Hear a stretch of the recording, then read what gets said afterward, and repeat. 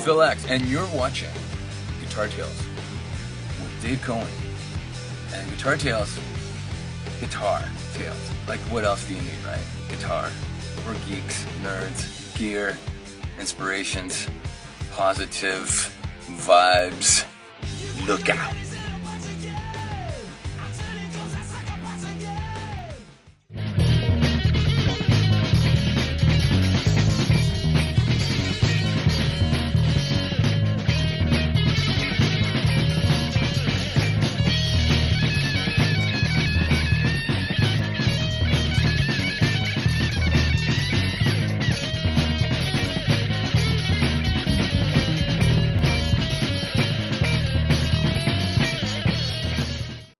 There are just certain shows where I can pinch myself. You could almost see I've got goosebumps right now. Where Scott and I have the privilege of having someone on the show who is central to the history of rock and roll, who is a piece of the history, whose words are important to that history, and probably more importantly, whose words will be really entertaining toward hearing about that history.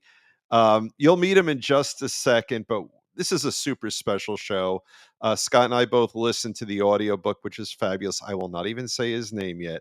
But first, let's thank our fabulous, fabulous sponsors who keep us on the air. First, we have to do it now. Confections of a Rock Star. How lucky are we to have a bakery that is from our rock and roll community right here in Asbury Park, really close to Scott, pretty darn close to me.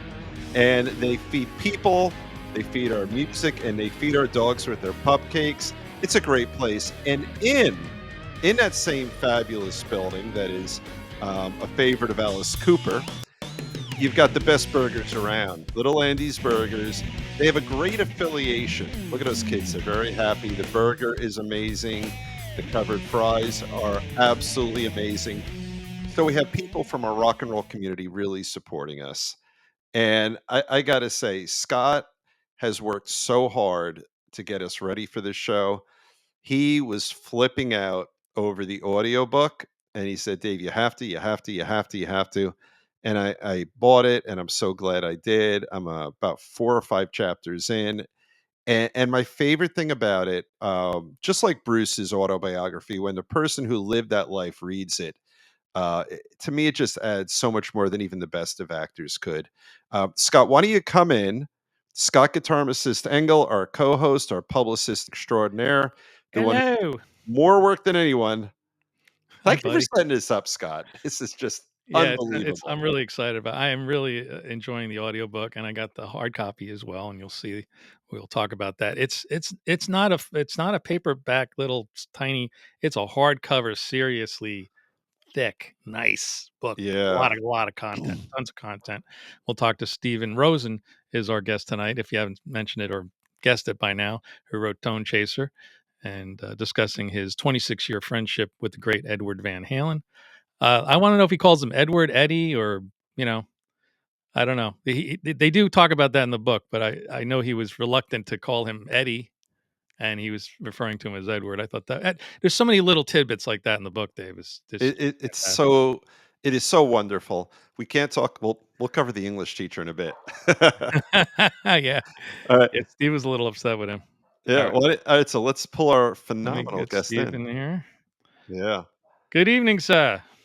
How you guys doing? Great. I'm in a great mood. Yeah. Like, We got off to a little bit of a rough start tonight, and I don't know if Dave wants to talk about it, but he had some technical issues on his end, and I he's did. running very late. Yeah, I in my day job as a lawyer, I had a bunch of things and then hooking up. So I was still connecting about 60 seconds before you logged in. wow. Yeah, but we're all good now. And We're I all also good. need to change our background to celebrate the life and friendship of Edward with Steve by changing our background to that iconic pattern. If Ed Yeah. did anything in his life, forget playing great guitar and being a great person, if he just created this pattern Yeah. as a piece of art, it's historical, right? Everybody, Yeah. I've seen mailboxes painted with this. I've seen cars painted with this. Fans all over the world. This creation of his, of masking tape and spray paint and whatever he was doing in that workshop of his to come up with this. When he already had a good color, right? He had the black and white Stratocaster thing, Steve, when you first met him, correct? Yeah, exactly. Yeah, that was the first one, and then he painted over that one, and yeah, we talked about that. You bring up an interesting point. Had Edward done nothing else, and we will get into Eddie, Edward, and I'll straighten out you fellas if you call him by the wrong name here. Had he done nothing else really than build his own guitar, it would have been enough, right? Right. Yeah. The fact that he built his guitar, heard something in his head, and was able to translate that into wood and pickups, and then played the guitar. It's one thing to build it and but to actually be able to play it and get those kinds of sounds out of it. To me, I mean, that's really, I don't know what else you call it besides genius, Yeah. And right. Try to think, and I did spend some time trying to think about it. How many guitar players through history have done what Edward did? Built their own guitar and played them. Now, not signature guitars, not Gibson doing a Slash signature model, which is fair enough because Slash might have changed out pickups in a Les Paul or whatever. But somebody who built the guitar, talking to somebody that when I did this Van Halen tribute, Frankenstrat, it was crazy what goes on with that guitar, and I got to say, just bolting the pickup directly to the body, and just having a tone and a volume control and wiring it directly to the pot and all this kind of stuff. It really sounds incredible, I have to say. It does, and you think that and I talked to him, and he goes, "Oh well, it's not too hard to put a neck onto a body." Yeah, I go, yeah, it is. Yeah, it is. I could put a neck onto a body, and I wouldn't get the guitar in tune past the first fret. But he calls it just kind of hit and miss. The truth of it is there was something innate in him to be able to, by the way, we should tell our listeners and viewers that you are an accomplished guitar player. You kind of, I could see why you put yourself down a little bit, because you're sitting in the presence of Edward Van Halen and playing guitar. Suddenly you don't feel like that accomplished. I mean, it's like sitting in the room with Picasso and you show him your crayon drawing. But, yeah. Well, I mean, really, what I wanted to be a guitar player in a rock and roll band, right? I mean, who didn't? Yeah, we all. And I tried, and I could just never figure out how to make any money at it. The secret sauce, right? Yeah, man. It was a tough one. My father warned me it was a great hobby and not a great career. So I became a pharmacist who plays guitar, and hence the name guitarist. There you go. Pills pay the pills, we say in our house. Yeah, definitely. Yeah. So, but really enjoying the book. It's an archive of history. I mean, it's really important, not just for any Van Halen fan, for any music fan, anybody struggling to become the next great guitar player or artist. There's a lot of lessons to be learned there. Meeting your heroes, meeting your heroes. The Blackmore stuff had me laughing really hard on the way to work and stuff. Yeah. I think I might have a good opening sort of area for you to jump into, Steve. Yeah, because there's so much. Where do we begin? So one of the things that really grabbed me, and it's obviously in the beginning, was the honesty of your first impression, not your second impression of that album. Everyone in the world is waiting for it to come out, and I'll let you put it in your own words, but it made your epiphany so much more powerful than just sort of like, oh, it's great. So tell us what happened. I'll set it up. You had met Edward on some occasions, then everyone's waiting with bated breath for the album to come out. Then you hear the album for the first time. So you're really going to make me start on this precarious edge of the cliff, Dave. Thanks, pal. So it's 1977, July. and I'm at the Whiskey to see Cheap Trick. Cheap Trick is going to record a live record. It's like it's like a promo. Like I think the label just wanted to capture them live. I think they were at the Whiskey for a Friday and a Saturday. The next Okay. year, '78, of course, they would record live at Budokan, and they blow up. But in '77, Right. Cheap Trick was still playing, 200 seat clubs, all Right. over. So I'm there, and through a friend, a lady named Michelle Meyer, who booked the club. She introduces me to this guy who's upstairs in a dressing room. Was he just hanging out? Is that why he was there, just hanging out? Yeah, no. Edward was just. I had no idea he was going to be there, and the only Yeah. reason I was there again was because I was a Cheap Trick fan. Now you have to understand, in 1977, just about every band that was playing the Whiskey, not every band, but most of them were punk bands. I was not a punk fan at all, so Right. I wasn't going to go to the Whiskey to see a punk band. Trick record a live record. Yeah. That's what I'm going to. So she says, listen, there's somebody upstairs you need to meet. She knew I was writing for the guitar magazines. I was writing for a guitar player at that point. And Michelle sort of had her finger on the pulse of everything. She was a yenta of all things rock and roll in Hollywood, man. So if Our Michelle, first Yiddish word, we're gonna have a Yiddish count. Exactly. So if A there was drinking somebody, game. there you go, L'chaim. There was somebody she wanted me to meet. I was going to meet him because I knew he would well. So we go upstairs and I see this guy standing in the corner. So again, this is July '77. There are no magazine articles. He's done no interviews. Right. I knew about Van Halen, of course, as this band that had gotten signed to Warner Brothers, that had been playing the Whiskey and the Starwood. The interesting thing is I had never seen Van Halen play. So somehow, even though I was at the Whiskey a lot, I never saw the band play. So I didn't know this guy, Edward Van Halen, at least as a guitar player. So we meet and we shake hands. And you asked me, we brought up earlier, Eddie Edward. He sort of introduced himself. Hi, I'm Edward. And typically the way someone introduces himself is typically how they want to be, how they want to be called going forward. Yeah, exactly. Right. Yeah. I get a lot of Scott stuff, Yeah. So he was Scotty's always a little Edward boy. to me. Yeah. And I think he liked Edward because it was a little more, well, it's much more formal than Ed or Eddie. And Yeah. he did have sort of that classical background thing from Well, that's his true. dad, Yeah. Yeah. Ludwig, and so Edward sounded, a little more noble maybe. And so we talk, and the conversation was amazing. That first album is still 8 months away, right? That first record would not be released until February '78. It's July '77. Did he reveal to you at that juncture that he was already signed with Warner Brothers and he had this band and he's, or that was still in the works? No, that's about all I knew. I knew that they had signed the deal. I don't think that the record was actually done when we spoke in '77 in July. I don't think the record was done that early. I could be wrong. Yeah. I can't remember asking him, "Oh, is the record done?" I do remember asking him, well, did you make a good record or something like that? He goes, yeah, I think we made a good record. I'm happy with it. And that humility would be sort of a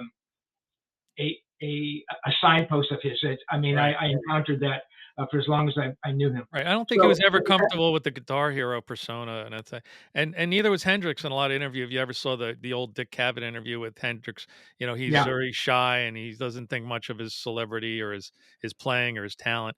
And Ed comes off that way in the book and in the recordings with the audio book, the same kind of way, that humility that you talked about. Yeah, absolutely. And even beyond humility, I don't think he was, honestly, I don't think he was aware whatsoever of this shadow that he was casting. I mean, he really, honestly, he never seemed to understand what it was he was doing. February '78, I get the February record releases from Warner Brothers Records. I was on the labels. I was on the list for all the labels. So every month, writing for the magazine, you would get those. Yeah, exactly. One of the one of the perks. Right. Some of the swag from the labels, and you're writing for peanuts and all that, but you're getting free records and free tickets to concerts, right? Yeah.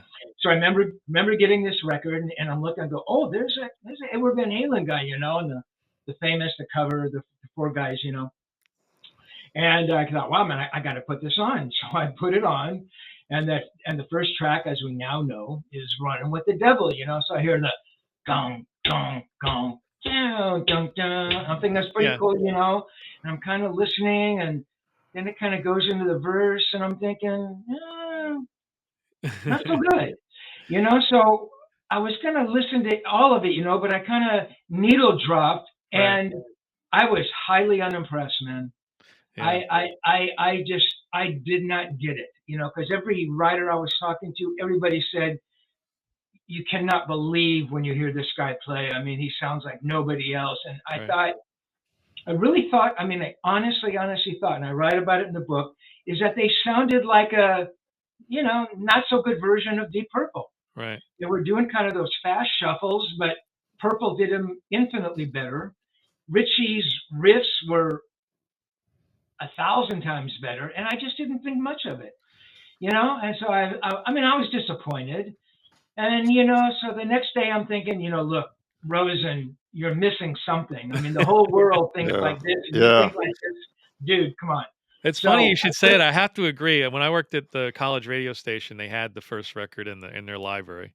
And the DJs would write notes right on the record from the promotional record, which a lot of times the back of it was just blank. Yeah. The promotional record. So the DJs are right. This is incredible. Listen to track 4. Listen to track 1. Listen to Eruption. And I got the same, like, this is supposed to be some massive guitar slinger, and the first song really has no massive guitar solo in it, right? Yeah. It's got the little jingle, which is nice, but it's not like you would call setting the world on fire as far as guitar playing goes. Right. So, but once I listened to Eruption, of course, that changed my mind.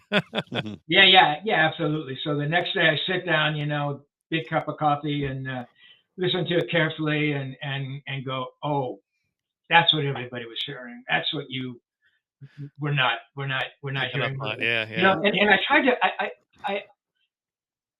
I didn't want people to come, burn me in effigy for saying that, because every other person in the world thought it was the most amazing first record they'd ever heard. And I tried to explain why maybe I thought like that. And, I really thought hard about it. Why wasn't I blown away by him? I mean, why wasn't I honestly blown away by him? Mm-hmm. And I thought about it. I grew up listening to, records by, Jeff Beck, the first, the Truth, and Beck Ola, and the Zeppelin records, and those early Procol Harum records when, Robin Trower was playing the Les Paul, and, Free, and Paul Kossoff, and, Cream, and the Hendrix records, I mean, all that stuff was blowing me away. So I think, not consciously, but sort of in my head, I mean, man, I set that bar very high. Jimmy Page, Jeff Beck, incredible stuff. It's like it didn't register. And I felt that way about a lot of other sort of contemporary bands who were good. I thought Aerosmith was like a 5th or 8 Yardbirds until the second or third record started coming out, and they started writing their own stuff. And I could appreciate them. But I thought, Joe Perry? You're kidding me, right? Yeah. But maybe it was a little bit of the snob in me. Maybe I didn't want to think that this Edward Van Halen was so amazing, because maybe it, sort of starts erasing what my guitar heroes had done. Yeah, I was wondering that. So I don't know. But it didn't take me long to get it, and to hear what he was doing, as a tone chaser, then realizing, he had built his own guitars, and how he did everything wrong on those guitars, as you mentioned earlier, nailing the pickups into the body and jerking around with his whammy bars and getting things the same tune. What do you think it was? What was it about the sound that spoke to you on listen 2 that didn't on listen 1? I have a theory on it, but I because I think I understand what you're saying. You have in the line, in the vein, not the line, in the vein of the folks that just a half generation older. He wasn't doing that, or to the extent you could align him, he wasn't doing it any better. but there was something in the sound that was unique, new, and fresh, right? Right, right. So I mean, look, I think of Jeff Beck's sound on the Truth record. That's when he was playing the Les Paul. But even if Mhm. you go up to '75 when he started Blow by Blow and the Strat, which is Yeah, basically what Edward played. I mean, those guitar tones were just you could tell one note it was Jeff Beck, and yeah, Paul Kossoff, the Les Paul. Edward's tone, I don't know, maybe it was sort of maybe an amalgam of kind of that and what he was going for when he in building his own guitars, right? Slamming the humbuckers into a Strat was kind of fusing kind of that Gibson um, uh, with the Fender.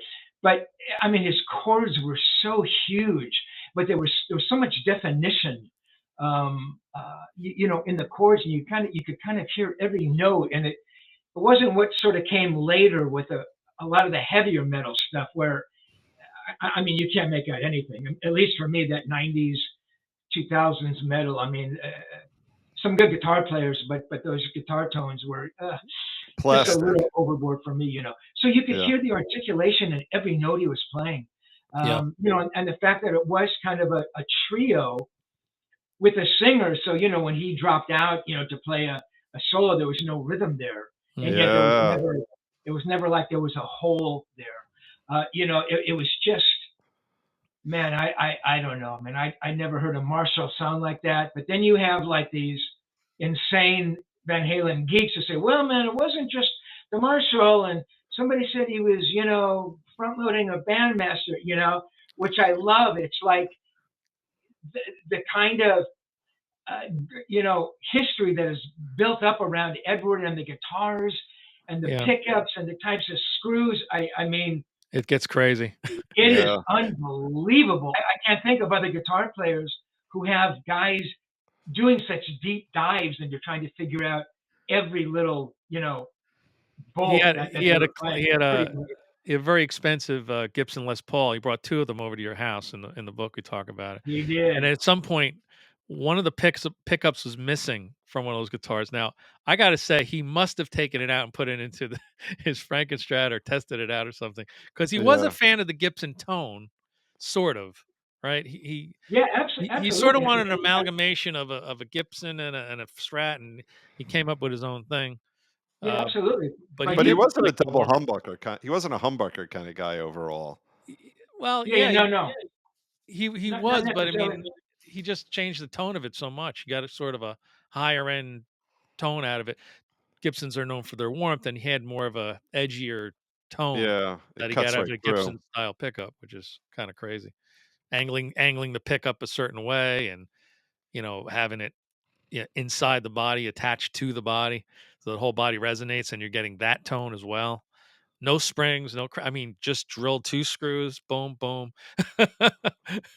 And I know because I built that goddamn thing, and I couldn't believe all the little tricks in there, and it's just amazing, just the It's way it looked. incredible. Yeah, yeah, yeah. I mean, what you really think about is why no one had ever done that before. And by Yeah, that, I mean basically sticking a humbucker in a Strat. Now, I think guys had been sticking humbuckers in tellies because tellies were typically such kind of a, not a thin sound, but, much more Yeah, high end sound, yeah, tinny. yeah. So that kind of customizing had been done, but no one did it to a Stratocaster. Pretty Yeah, amazing. he's just genius when it comes to that. He's such a creator, inventor, and throughout his entire life. I mean, he went with the PV style guitars later on, and he could just stuck with that Frankenstrat forever, but he kept Yeah. chasing and changing Yeah. and metamorphosizing himself into different areas. And the detuna, like for instance, like that's a brilliant idea. I can't live without it. I've got it on many of my guitars. Um, Again, if he just did the paint and the Yeah. detona, he would have been historically famous. Yeah. But Yeah. Yeah. he had it all. He's a talented guy. Now, Very now talented. he was, and then so you develop. So we got to jump around a bit because there's so much. There's so much. So tell us about how this relationship developed. I remember the first interview, but you became close with Edward, and it's such a great story because he sounds like a very giving soul. He was, and I mean, and I may have written about it in the book. How do two people become friends? I mean, how many people do you meet during the course of your life, and you have one or two or three good friends? I mean, is it a similar interest? Is it chemistry? Is it a time and place? I don't know, but there was something. He was a giving soul, so I was immediately. I loved being around the guy. Look, there was never a moment when I was with him when I could completely forget about the fact that this is Edward Van Halen. Right. Right. He is changing everything in guitar playing. And he's gonna be a legend. I mean, I understood all that. Well, that's the balance in the book, and I can relate to that. I have a lot of famous friends. The invisibility thing, we could talk about that. That's happened to me. Uh, you're with this person, and you realize why they're famous, but then you treat them, but you're your friend. So it's a weird balance, and sometimes they're in I'm a famous guy mode, and sometimes I'm a friend of Scott's mode, and sometimes it's a mixture of both. You know, don't print that picture, don't put that video, don't mention that, or you know, they're looking out for their persona, and it's an interesting combination of stuff. It's difficult to be a friend of somebody who's famous. It really is, and it's hard for the famous person too to be difficult with somebody that's not famous. You know. Right. No, very, It very goes both interesting. ways. And I love being around him. With Edward, it was about respect. Yeah. That was a big word for Edward. And I mean, obviously, I respected him as a musician. I mean, that goes without saying. But as a human being, he was always so tolerant, with me, and I just felt safe around him, and I That's think he felt huge. it. Right, it is huge, and I also think the fact that I met him before that first record came out, right? Because right after that Yeah. first record comes out, they go out there, and they open for Journey in Montrose, and it's a very short period when he's just, Right. already by the end of that first tour, he's already huge. So the fact that I kind of met him before he was Eddie Van Halen, I kind of knew when he was still Edward Van Halen, and Yeah. he was just amazing, and I think that he felt comfortable around me. He felt safe around me. Um, I don't know honestly. I mean, I could have been a bank teller or a podiatrist. I don't know. I don't really Anything. think it Yeah. mattered that I was a music journalist. I mean, I think he kind of liked the idea. And there's one little conversation when he's kind of asking me questions. I Hmm. said, "Oh, how old are you? And how long you been writing?" And I thought that was so cool because over at the pad, you can see him back here. When I used to live up in the Hollywood Hills, um, every wall is covered with pictures and that kind of thing. And I think he Yeah. liked looking at that stuff. And we just kind of felt comfortable around each other. I don't want to give the book away. No. Um, Fame has its price, and Edward changed. He became a different person. Um, and really, the book is me trying to explain what happened or why that happened. I don't really know if I ever came up with the definitive answer, but that's kind of a running theme through the entire book. But he was amazing. I mean, he really was amazing. And Was and there ever a moment, Steve, where you're saying to yourself, "This guy wants to be friends with me, but maybe he's being friends with me just because I'm a music journalist, and maybe I can write a nice article about him." you know what, man? I've seen that comment. A couple of people said, "Oh, fuck that Rosen, man. Eddie only hung out because he needed to get stories." Look, if Edward Van Halen needed me to hang around because he wanted stories, look, I still would have hung around. Yeah. But Right. but that was about the furthest thing from the truth because literally by the end of that first tour, I'm sure that every major music publication Right. was knocking at us. I never thought about that. And Edward never said, "Hey man, can we do a story?" It was always Right. me, "Hey Edward, Guitar World wants to do a story. Edward, a German magazine wants a story, man. Can we find some time next week?" But it's interesting you bring that up because a couple of people. who I think who just don't like me. I say, yeah, you just hung around with me because you wanted to get a story. Yeah. No, You I'm don't not seem saying like that from Edward's yeah. perspective. It may seem like that'd be a good friend to have initially, and then it turned into a real friendship or something kind of Yeah, it dynamic. could Like, be. but And who knows? Who honestly, knows? I would like to think I had enough cachet for him to Yeah. think like that. Oh, I You was know, I hoping you mean, were going look, to say chutzpah. yeah, exactly. You know, I mean, look, in my own Yeah. defense, in '77, I was one of the main freelancers for Guitar Player, right? Arguably the biggest, musician magazine in the world. Sure. I was writing for some foreign magazines, which were like counterparts for Guitar Player in Japan and some European publications. So yeah, I had a little bit of, you know, a little bit of a name. Hmm. And, if he did think like that, he certainly never said that to me. Yeah. I hope he did, you Yeah. know? I don't think he was treating you as a friend with benefits per se. Honestly, I think there was a genuine connection there. Uh, but in your mind, going back to the book, you're like, you're almost saying like, why would this guy want to be friends with me? It's cool, but you're always afraid to say the wrong thing, do the wrong thing, and I thought that's very funny in the book. Different times where you felt like you were a little bit out of your element. Why did I say that? And I think you're really hard on yourself in the book, and I'm like, oh, don't be like that, Steve. It's not like that. I'm sure Eddie didn't think that, but it was fascinating to read your inner thought process when you were hanging out with this legend. Yeah. That's exactly. What, me be hard on myself? No.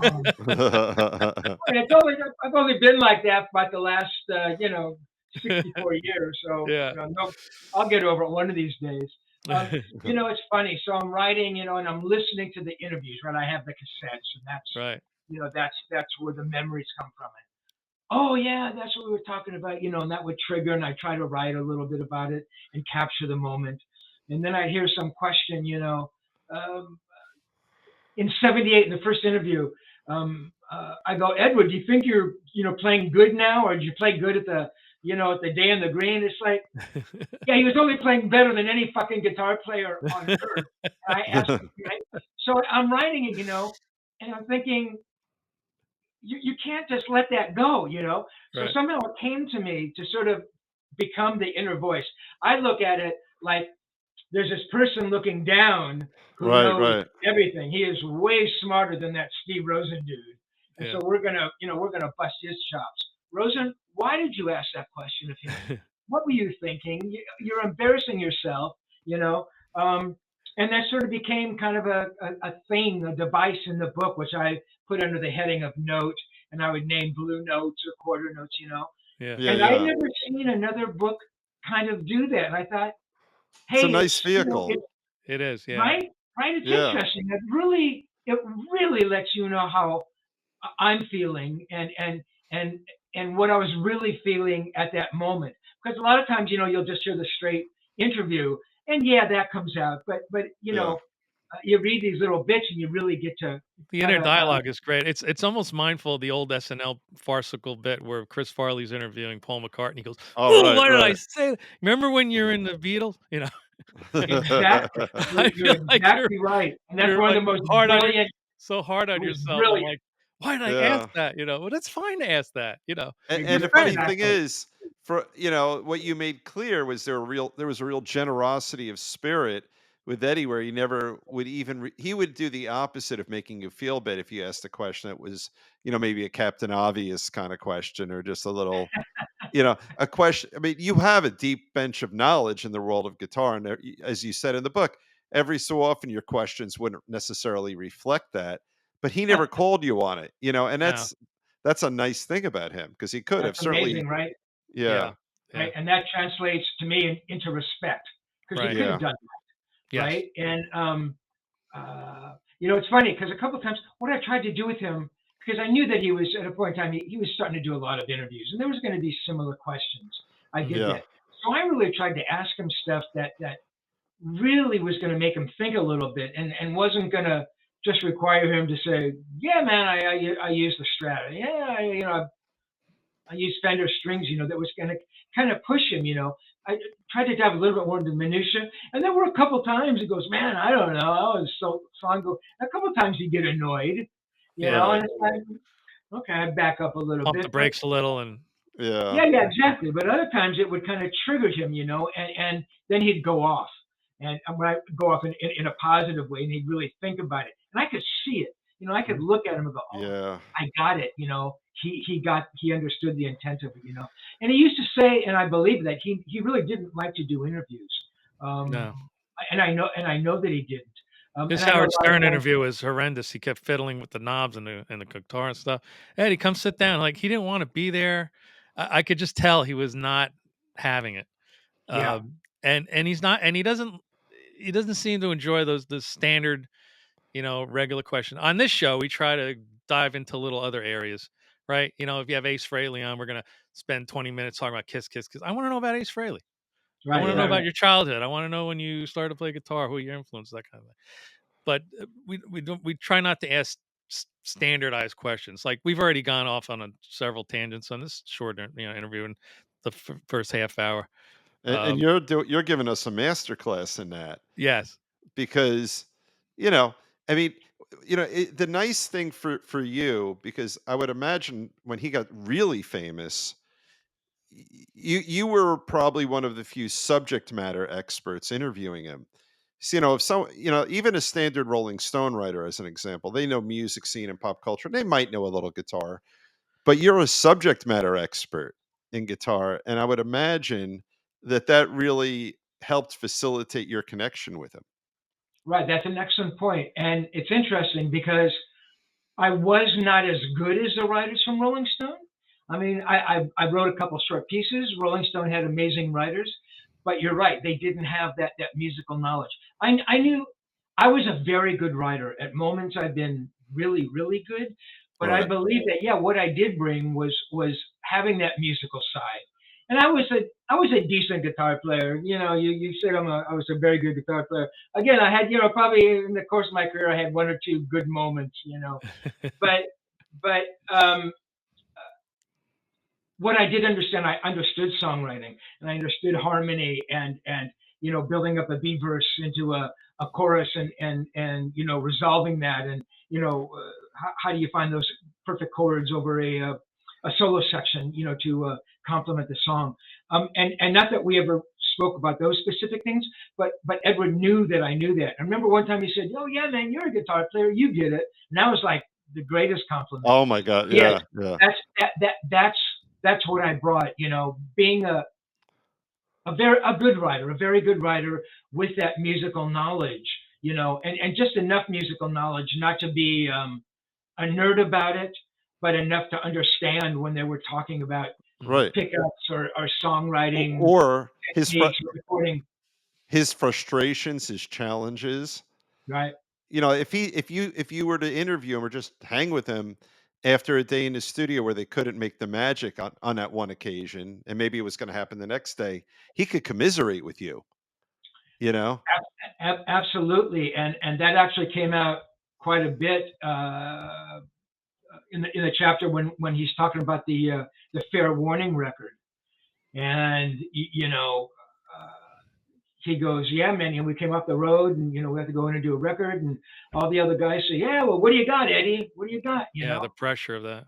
Right, Right. right. And what's interesting about that, and I write about this in the book, is that when he said that to me, he said it in that kind of a tone of voice, and I tried to describe that tone of voice, which is kind of like a offhanded, "Oh, if we don't have to do anything because Eddie's going to come up with everything," you know. And so when you hear that again in the audio book, you get that in his tone of voice, and there was a lot of Yeah. pressure on him, you Mm. know.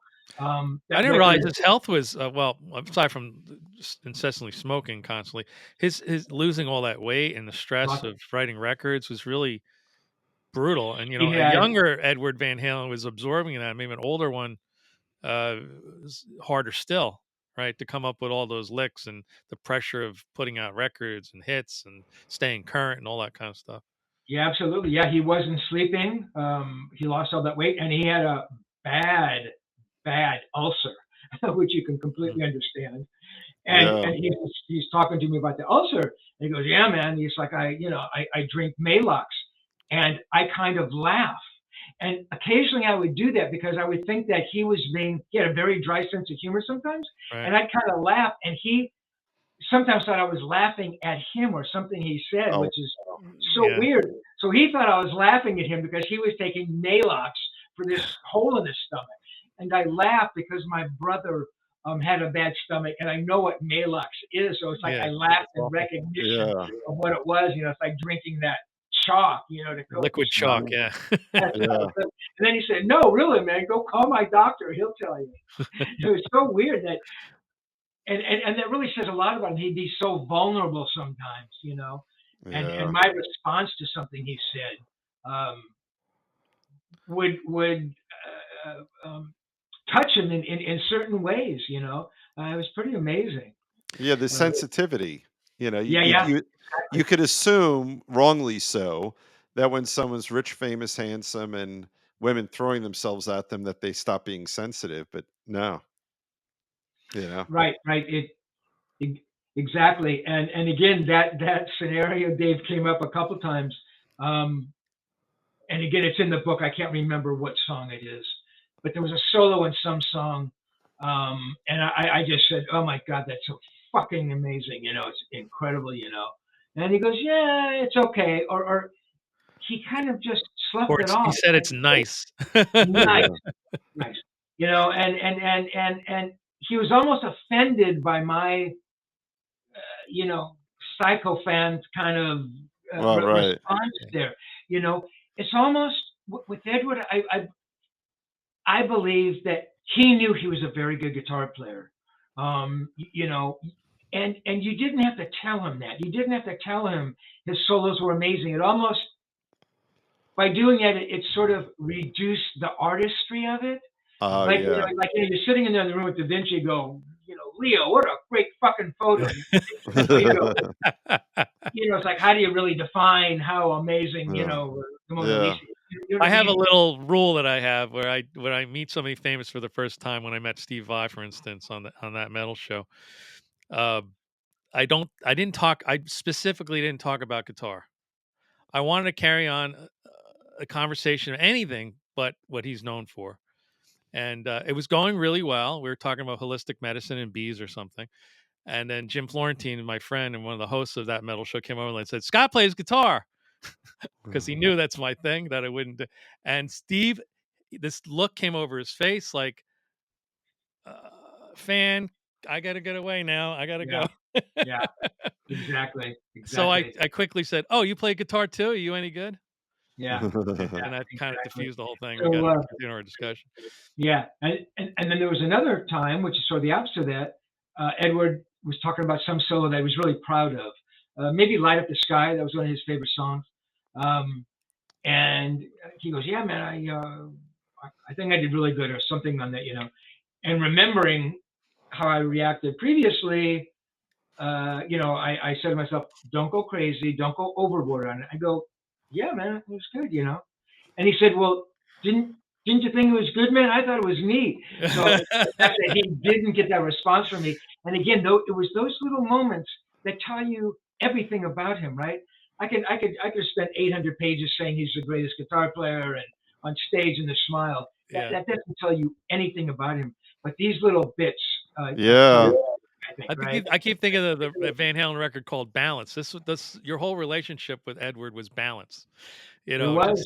Just I don't want to upset him, but I want to be his friend. But I'm in a company of a great guy, and I'm the story of you going to concerts together and him being suddenly becoming super famous and being swarmed, and you kind of had to take sort of a back seat and not get in his way, but you were worried about him. I thought that was so sweet that you cared about your friend. You were worried about him being trampled or pushed or whatever. And it gets crazy because I've been in situations with my famous friends where I fear for their lives. As a friend, I'm afraid that where's the security? There's crazy people around, and it gets really out of hand. No. Yeah, absolutely, and that kind of happened. I think you're probably referring to the night I introduced him to Richie Blackmore. Oh, the great You Richie, know, such a nice guy. great guy. And yeah, fans realizing that Edward is sitting in the audience, and it was like, man, it was like acolytes coming to see the Pope. I mean, I don't want to upset anybody, but it was amazing. But everybody was so respectful of him, and nobody spilled beers on him and all your thing. It's like I'm thinking, God, if somebody does something, I gotta be that person. But they were all respectful. Like, hey, Eddie's he wants to kind of sit down and watch, and everybody went back to their seats, and it was great. And then later, introducing him to Richie, and I think I'll save that. If you want to know what happens there, go buy the book. Buy the book. And I'm going to put up, that's a good segue here to put up our little QR code plug here for you. You could scan that with your phone or go to TONECHASER-book.com. Oh, that's great. I would encourage everybody, and Steve didn't tell me to say this, I'm saying this out of my own self. And I told David, you got to buy the audiobook and the book. It's the same thing, but it's not the same thing. The audiobook is incredibly captivating. The early cassette tapes on God knows that Radio Shack recorder you had. I was struggling to listen to every word, but it is audible. And in more ways than one, right? I found the audiobook fascinating, as is the written word. So guys, get them both. And Steve, I want to thank you. I did purchase the book, and Steve was nice enough to sign it for me before he sent it to me. And it's sitting proudly here in my studio. I don't know if I want to open it up. It's so beautiful. It's a really, I'm going to get it and show you. It really is. And the fact that all these years later, Look you how have those thick audio this tapes. is. Oh my God. It's beautiful. I It mean, is. talk about a coffee table book. Even if you don't open it and read it, I wouldn't know why you would do that.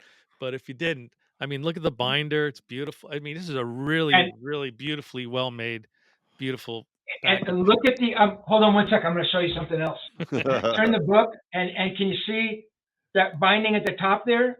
Yeah. And at the bottom? Yeah. Yeah. What colors are those? Oh, mine is bumblebee colored. Exactly. Yeah. I could have picked any colors. I mean, yeah.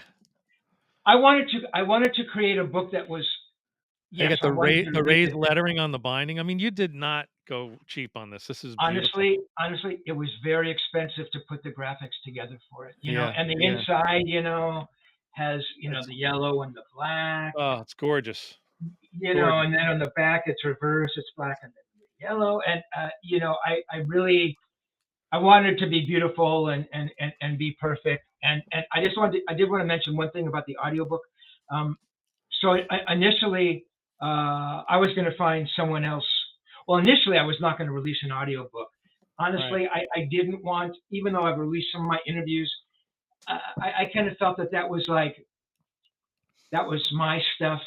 I didn't really want to put that out into the world, right. The interviews themselves. So I was going to narrate everything. All the interviews in the book, you're going to hear my voice, the question, when did you start playing guitar? Edward, in my voice. I started, and then, I thought it just didn't work. If it was all narration, as most audiobooks are, then it works, but it didn't. Then I thought, well, how do I do that? Then I thought, okay, I'm going to use the original interviews. So yes, so what you're hearing in the audiobook are the interviews that I've done with Edward dating back to 78. That's funny you say that because when I first put it on, I was like, oh wow, he's got these cassette recordings on the audiobook. I was completely excited and thrilled to hear that. Yeah, so, and the little bits where he's noodling on guitar, you can hear him. Oh my God. Right, and there's what the day he. And I heard you noodle. That's why I'm saying you're a good guitar player. Stop it already. Yeah, that's me. And you got to play Edward's guitars, which is really cool. But so I wanted the audiobook to be cool. And you talk about the audio quality. Hey, look, I get it. The only thing that I'm worse at than figuring out how to use fucking Facebook is how to use a microphone and get something on. As the years progress, the audio is getting a little bit better, though. I have to say it did, because I got a Sony Pro Walkman. There you go. I really did try to take a lot of time to clean some of the tapes, and I think there's one or two that are pretty terrible. But if you have the book, you can kind of do a read along. But I love that. I'm thinking in '77 or whenever you recorded the first one, I just picture you go, the red button and the white button. Play Yep. record. You got it at Radio Yeah. Shack. You got the little condenser mic, and you go chicking, and that's it. Scott, what do you do? Chicking. Okay, just making sure. Exactly. Or the times when I only hit play and didn't hit record. Oh God, Like when I Dave's done interviewed that. Jeff Beck and I rewound to hear it and there was blank space and I fucking didn't interview. We did that on half hour. it wasn't Eddie Van Halen, but we did an entire Guitar Tales episode, and I forgot to hit record. Before we had the service we have now, we had Zoom. Yeah. We did a whole interview, and I had never recorded. We used to be in a big fancy schmancy TV studio, you know, with 3-camera shoot, HD cameras, and everything. Then we realized content is key. We can't beg everybody to drive to New Jersey and sit down with us in front of cameras and talk. It's this is, you know, we can go to the East Coast, West Coast, all around the world, really. You know, we had a guy from the UK a couple days ago, so it's really broadened our guest list, and we're really having a great time talking to people from all over the world, like yourself. Yeah, no, it's definitely one of the very positive things about you know, the internet and the digital world. Do you do a lot of podcasts promoting the book, or is this something? Yeah, I mean, I've done a few actually, and I mean, I love doing them. I mean, I really enjoy. I mean, you know, I get to be on the other side of the microphone now, and and, you know, we're interviewing the interviewer, which is a little daunting. Yeah, exactly. A little nervous about tonight, just a little bit, you know. Yeah, a smidge. Yeah, no, it's cool. I love doing them for sure, and some are better than others, you know, and they can't all be us, you know. Exactly. Hey, I have a quick thing because you know this is one of those. You're one of those guests where it feels like it's been 5 minutes and we're pushing an hour right now, in a good way, which is such a great thing because it just flies. I've been wanting to ask, how did Eddie's sort of artisticness, not a word, how is that impacted when Van Halen was no more? You know, do you think he was still growing artistically after Van Halen? So that's an interesting question. So you're talking after Van Hagar, even. After Van Hagar, and sort of after Gary Sharon, that last album? In my little brain, after Sammy's gone, then it's not really. I don't know why I think like that, but I do.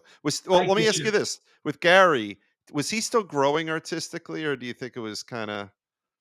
Well, I mean, it's interesting. I mean, look, I think I'm the only person on the planet. You know, I hated the first album, and I loved the album with Gary. I didn't love the album with Gary, but I thought it was a good record. Nobody else did, right? The label hated it. All the fans hated it. I thought Gary was a really good singer and a good lyricist. Fans were not going to allow a third singer in Van Halen, right? They were not. It could have been anybody. And Edward had a big hand in that record. I think he produced or co-produced, and you know, it was basically his vision, and it didn't do well. More stress, and it's got to be like, yeah. I mean, you're putting even more of your heart and soul into a project, into an art project, and then it gets lackluster response. I would imagine it's the same for any kind of movie, record. I know my own thing, you know, my own paintings. I go, oh, that's terrible. I can't believe that what happened with that. My own performances. So we're artists are hard on themselves. We want to be creative. We want to have output. And then when your creativity is your profession, there's even more stress, right? To bring it, to stay current, to stay popular. Do you think Edward was ever afraid of being sort of unpopular or being forgotten? I don't think he ever thought like that. I don't think it really, well, look, I'm sure it mattered to him.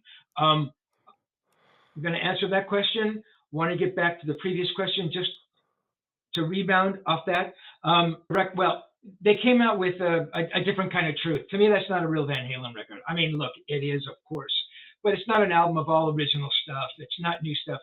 I think that would have been, I think we really would have understood where he was creatively had that been an album of new music he had written. But it wasn't. You know, I mean, maybe some of it was, but look, I don't think he was as good a guitar player in those last Van Halen tours, the reunion tours, as he was in 1978 Hmm. with You the know, band and stuff. Um, I don't know, man. It's a good question. It's a tough one to answer. On the other side of it, I think that he did have a lot more music in him, Mm, and Edward, obviously he could play keyboards. He could mess around with cello. I think he could play a little bit of sax that his dad taught him. okay. I could have heard him doing like soundtrack stuff for movies.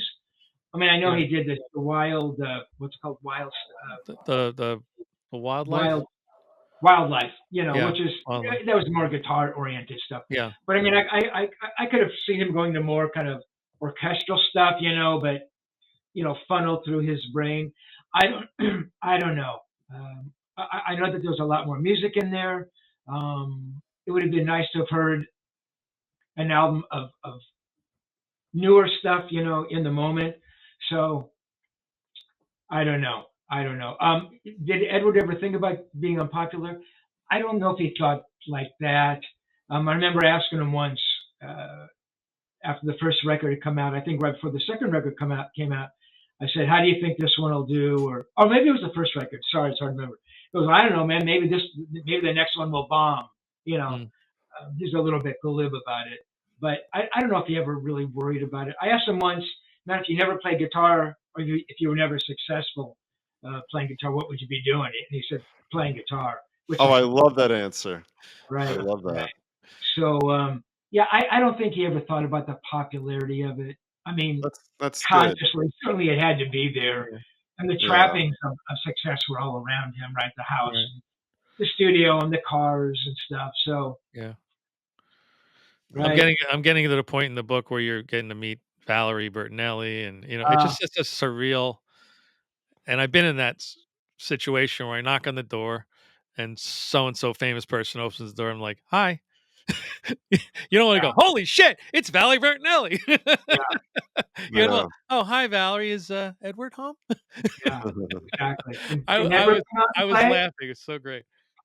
Yeah, she was a real sweetheart. I mean, she I know that later on things kind of got a little bit crazy with them, but Yeah. you know, in virtually all the times I saw them together, I mean, it was, I mean, they adored each other. They respected each other. They were two very high profile people, which obviously has its attendant perks and drawbacks. Right. But they were very much in love. And thankfully, she saw me as someone uh, uh, who she felt her husband being around um, was a good thing. She Mm. Yeah. was a really big supporter of the book. Let me go back real quickly. In 1986, um, I asked Edward Van Halen if I can write his authorized biography, and he says yes. I can't think of anybody else to write it. It has to be you, which is pretty amazing for him to say Yeah. that. And so for about the next 4 years, I started putting together interviews, for what was going to be his authorized biography. Um, and Valerie she was a big champion of that. Mm. She understood, I think, because she came from that in the spotlight, TV actress thing, the importance of legacy and legend and kind of what a book meant about a celebrity, And so she says, "Hey man, you got to push him harder. You got to push him harder," because I was trying to get him to sit down with me and do more interviews, and Yeah. not musician interviews, but Edward, what was it like when you were 10 years old growing up in Amsterdam, and did you get along with your brother, and did you really start drinking when you were 11, and when did you start smoking, and Yeah. did you have any friends? And, what was your relationship like with your relatives? And did you live in a small house or a big house? Did you have money? You know what I mean? All that stuff that everybody Yeah. wanted to know. And I could never get him to sit down. His Mm. response is, "Well, man, it's not the right time. If we do it now, then the next record won't be in the book." And it's like I had no response. I go, well, that's That true. is true. Yeah. Yeah. I Yeah. said, but you're always going to be making records, so that argument will be good forever. Right. But Valerie was amazing, and I write about one amazing moment with her that I called the chapter's called Scrabble Babble, and we sat down and played Scrabble, and that was fantastic. And if you want to hear about that one, go buy the book. I like that. I'm leaving that up there, and then I think maybe that's a good time to wrap it up, Dave. It's for about an hour already. Yeah, these are my favorite shows when an hour feels like 5 minutes. Oh, we could do Ah. this. We could definitely do 5 hours with Steve, but we'll never Oh make my God. I know. I know. That's what Right. the book is for. We That's read the right. book and we come back and we talk to him again if you want. Yeah. I wish Fabulous. we had him on the Van Halen special that we did a few years back, which is one of our most popular shows ever. We had a whole panel of guests come on and talk about Edward, Oh, Yeah. really? including Henry Vaccaro of the Kramer Guitar Company, and Phil X Oh, was on, and we had some guys from a From a Van Halen tribute tribute band. band that chimed in with the difficulty in covering his material and so on and so forth. So that's a really great show. You can find that on YouTube along with other videos. oh, cool. Dave, you Yeah. want anything to add? We'll close it up here. And I don't know if I have anything other than get the book. Get yes, the book, get the book, get the book. It's and the so much audiobook fun. also. Get And them both. the audiobook.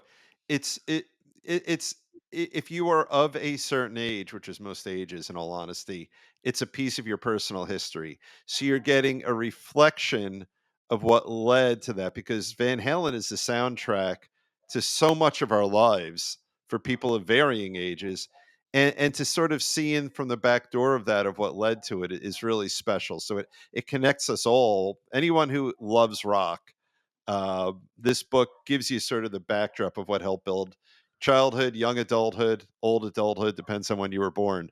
Yeah. Get the book, audio book and regular book. And for That's what those I've had. listening on the podcast audio and not the video, it's tonechaserbook.com. And you Yep. can find the audiobook and the hardback on my website. So, well, Yeah. guys, thank you so much. Steve, it was a pleasure having you. Now you're part of the Guitar Tales family. We'll promote and share just about anything you put up there. If you can finally figure out how to use social media, we'll be right there to help you out. This was fabulous. We were very excited, and you delivered. So we met a Yeah. hero, and he didn't disappoint. Yep. And Nice. let's close it out with Ron Bumblefoot, which is probably another person that Steve's interviewed. Hundreds and hundreds of guitar players over the years. Maybe you should get him to have some of these guys do our show. I would never ask you to do that. Okay, listen. Have a great night, everybody. This is Scott Guitar Mr. Sangle, and Dave Cohen. take care, everybody. Have a good night. Have a good See you night. guys. Peace and Thank you, love. Steve. Peace and love.